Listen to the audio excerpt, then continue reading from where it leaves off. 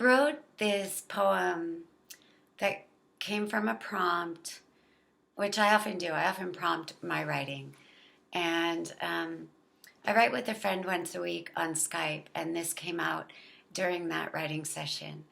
Um, we often do a check in, we tell each other how we are, and maybe pull from the other's check in to pull out a prompt and to use it as a springboard to just fall into a stream of consciousness and see what comes out. So she chose the prompt for me, I reached. And then I turned that into she reached, because I actually really like to take the poem or the writing out of the I sometimes and maybe step back a little bit and see what voice comes out when I'm outside of using the I so much, which I do because I write from my own experience. When I write from the she, it is also from my own experience, but somehow a different voice comes out. So I love to explore that. And this came out from the prompt, I reached, which turned into she reached. And total stream of consciousness. I did not stop the pen, which is the exercise that we do. We just keep writing without thought, just to kind of step outside of the self and see what wants to be revealed.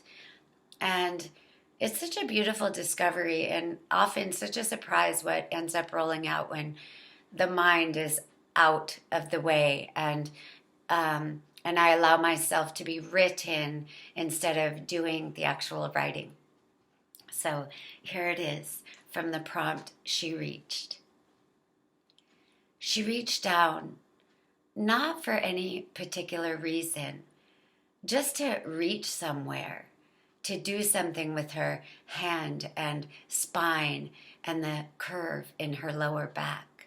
She reached, like a yawn, stretching mouth and jaw so open and round.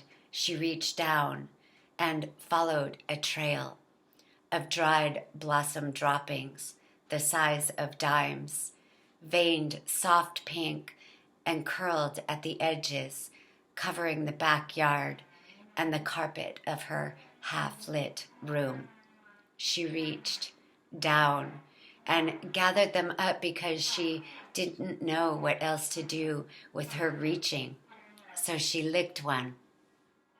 Like rice paper candy, it melted into dissolve, and the floral pink penetrated her taste buds so deep it seeped into her bloodstream, and she fell into a slumber of green meadows of innocence where the lace on her ankle matched the color of her dress. She slipped into bare feet, twirling into sky, a feathery lift of heart soaring by on the wing of a coal-black bird sheened blue.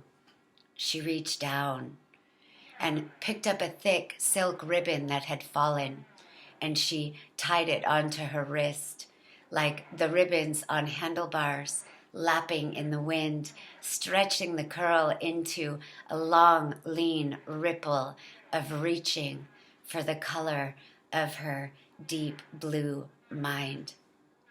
She chased the morning like a butterfly. She reached for hands as small as hers, as plump rose as her palms, fresh like a baby's.